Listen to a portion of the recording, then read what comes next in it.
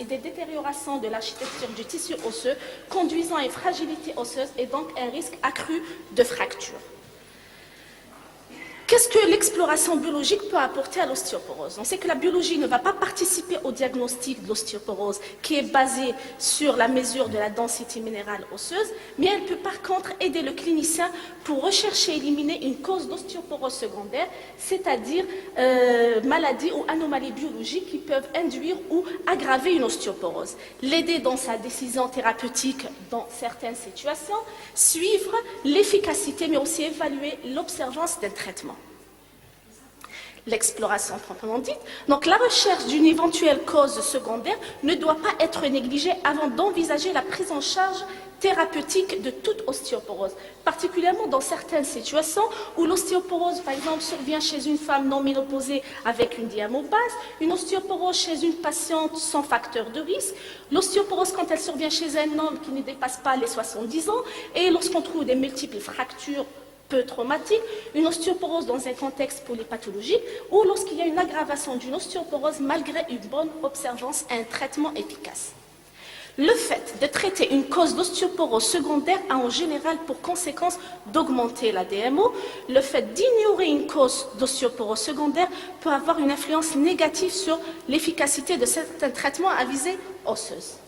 Il n'y a pas cependant de consensus actuellement sur le bilan biologique standard à demander devant la découverte d'une ostéoporose, mais en première intention, il est néanmoins admis de proposer un minimum d'examens pour détecter un maximum d'anomalies.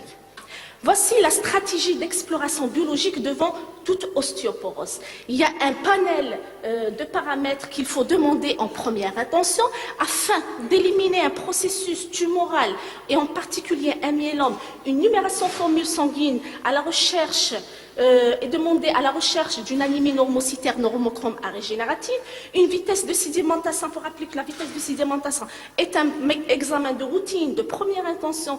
indispensable et facile à effectuer, donc lorsqu'il est augmenté, lorsqu'il y a une inflammation, donc par augmentation de certaines protéines de l'inflammation. Une vitesse de sédimentation qui va dépasser les 100 mm la première heure, avec une hyperprotéidémie, il faut demander une électrophorèse des protéines plasmatiques, et dans ce cas-là, on va voir le pic monoclonal au niveau des gamma-globulines, et dans ce cas-là, il faut compléter par une immunofixation à la recherche pour typer la protéine monoclonale en cause et d'une protéinurie des urines des 24 heures à la recherche d'une protéinurie de Best-Jones qui est pathognomonique du myélome. Le métabolisme, le bilan phosphocalcique, il est très important afin d'éliminer une anomalie du métabolisme phosphocalcique. Donc, une calcémie doit être demandée et afin d'éviter les fausses hyper- et hypocalcémies, il faut corriger la calcémie par une albuminémie, une phosphatémie, la calciurie des 24 heures que le recueil des urines doit être validé par une créatinine urinaire, un sodium urinaire parce qu'il y a des hypernatriuries qui peuvent expliquer certaines hypercalciuries. La parathormone, elle doit être dosée de façon systématique et concomitante avec les 3 premiers paramètres. Et après les résultats, on va voir 3